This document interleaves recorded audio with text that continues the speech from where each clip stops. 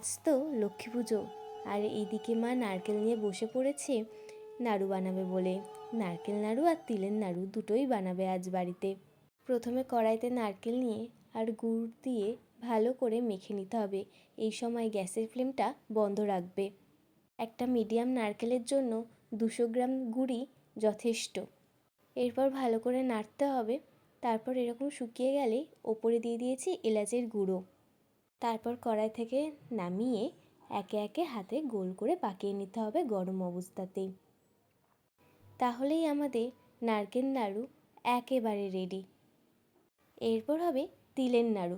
শুকনো কড়াইতে তিলগুলোকে প্রথমেই ভেজে নিতে হবে বাদামি করে, যেন কাঁচা তিলের যেন গন্ধ না ছাড়ে। এরপর কড়াইতে জল দিয়েছি অল্প, দেওয়ার পর গুড় দিয়ে দেওয়া হয়েছে। 200 গ্রাম তিলের জন্য এখানে 150 গ্রাম গুড় নেওয়া হয়েছে।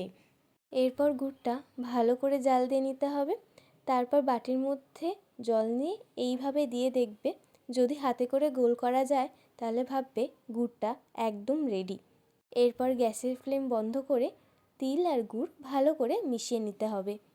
তিলের নাড়ুতে কিন্তু গুড় বেশি পড়লে তিলের নাড়ু অনেক সময় শক্ত হয়ে যায়, তাই ঠিক পরিমাণ মতন করেই দেবে। তারপরে গরম অবস্থাতেই হাতে করে এইভাবে গোল গোল করে নিলেই আমাদের তিলের নাড়ু একদম রেডি। এবার লক্ষ্মী মাকে সাজিয়ে পুজো দেওয়ার পালা।